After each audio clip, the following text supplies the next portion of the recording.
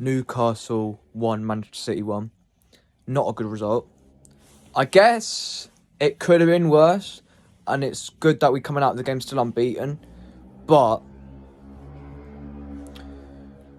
performances of late for City haven't been good, even when Rodri was playing. I don't think we played well against Brentford when we beat them 2-1. I don't think we played good with him in the side against Inter Milan where we drew 0-0. And we didn't play well today. We didn't play well against Watford. And we didn't play well against Arsenal. The performances for City of late have been poor. And it's something that's got to be discussed. Gundogan today was absolutely awful. I'm sorry. He's normally a player that normally gives at least a 7 out of 10. But today, I struggled to give him more than a 2 out of 10. Absolutely awful. Kovacic was poor. I thought Bernardo Silva didn't have a good game. The only players that can come off that pitch today with their head held high from a Manchester City point of view is Grealish, Gavardio, Diaz, Akanji, and then Foden and Savino, the substitutes. The rest of the team, absolutely awful. And Edison did make a few decent saves, so fair play to him, I guess. And even though he did give the penalty away, I struggle to see how that is a penalty. Because it looked very soft to me. But maybe I'll have to watch it again on Match of the Day tonight to have more of a view on it. Because some of the time, when you see something for the first time, you give a different view on it once you see it for a second time. But not a good performance. It's the performance today that pisses me off more than the result, because St James's Park is never an easy stadium to go to, and drawing to Newcastle isn't the worst result in the world because they're actually a pretty good side.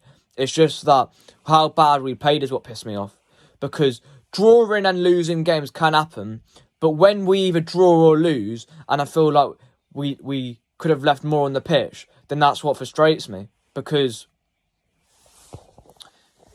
you can lose or draw a game, but it's the manner of how you do it. And today I feel like it feels like 2 points dropped again. Like the Arsenal game, in my opinion.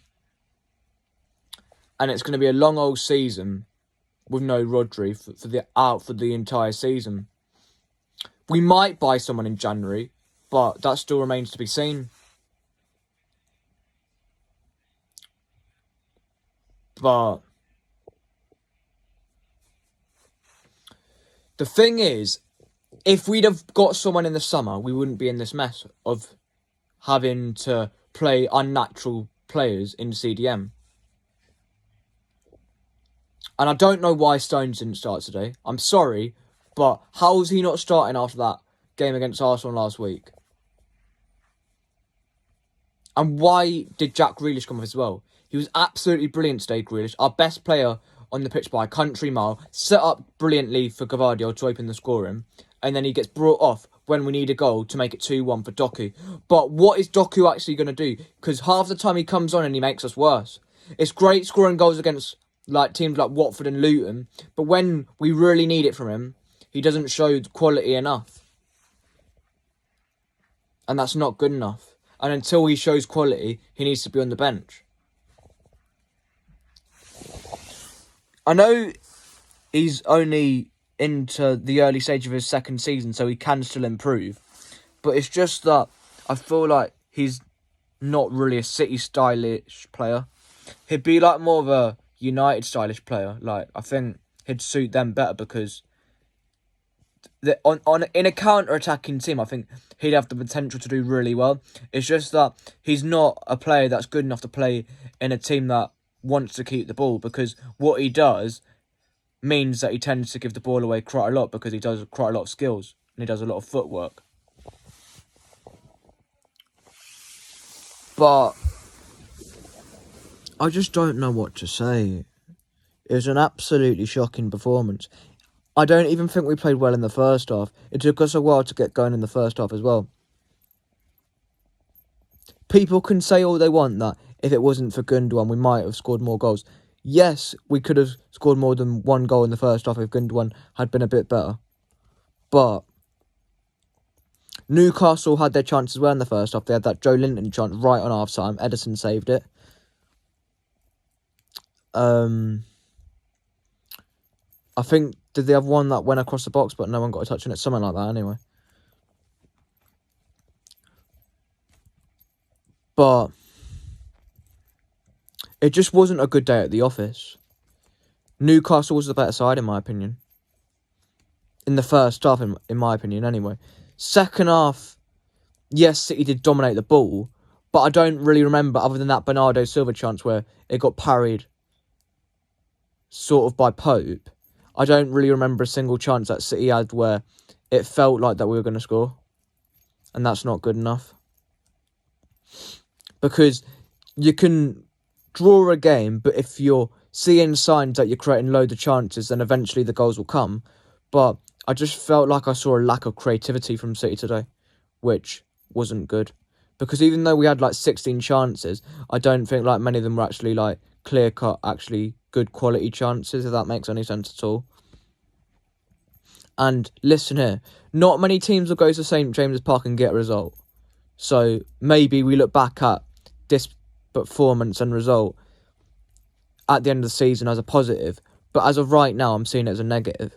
Because Liverpool are currently top of the league because they're currently beating Wolves 1-0 as I'm currently recording this. I know we're only a point behind them, but I struggle to see what we're going to do against the big teams without Rodri, because like that's going to be when we really miss him, because Gundogan's getting older and we brought him back as he was getting older. I don't think we're ever going to really see him at the top level that he was in the first stint. He might like pop up with a few crucial goals here and there, but I don't think he's going to be like as important as he was like in the first stint when he was like scoring goals right here, right. How do you say it? Right, left, and centre. That's how you say it.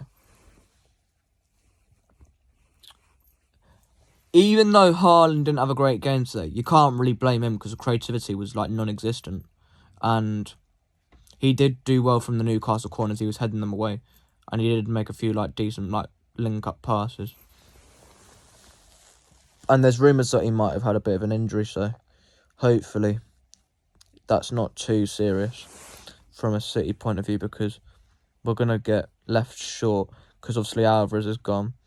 We've got a few false nine options, but I'm not sure which would be the best option, to be honest. Because Foden's not really great as a false nine. We've played them there quite a few times in the past when we had no striker. Bernardo Silva possibly, or De Bruyne could actually work, but other than that, I'm not really sure what could actually happen there if it ends up being like a lengthy injury. But anyway, we keep on moving. We've got Blasia Savia, or however you say it, on Tuesday night in the Champions League. Get the win there. And then I think we've got a good run of league games. We've got Wolves away, Fulham at home, and Southampton. If we're not getting 9 points out of them, then I'm sorry, but we don't deserve to win the league if we don't pick up 9 points from those 3 games, because even with Rodri or not, that should be a comfortable 9 points for Manchester City. But you can't count your chickens in the league because it's the best league in the world. And you can't be making excuses over the Rodri injury, I'm sorry, because they had no Isak either. He had a toe injury, so they had their fair share of players out as well, so. And he's probably their best player, so. Yeah. I know we had players out as well, but you can't just be making excuses, sorry, because the performance today just wasn't there at all. And regardless of how many players we've got out, you can't be accepting performances like that. Not acceptable. But that Grealish sub, I feel like it changes the game. If he stays on, then we might get a winner. Because I feel like bringing on Doku was the wrong call. Because I think if Grealish stays on, he does more than what Doku does in that short spell of time. Sad to say, for Doku's point of view and Doku's fanboys, but it is true. But anyway, it's absolutely freezing. I'm going to sit down and watch the rest of the Wolves-Liverpool game and take care.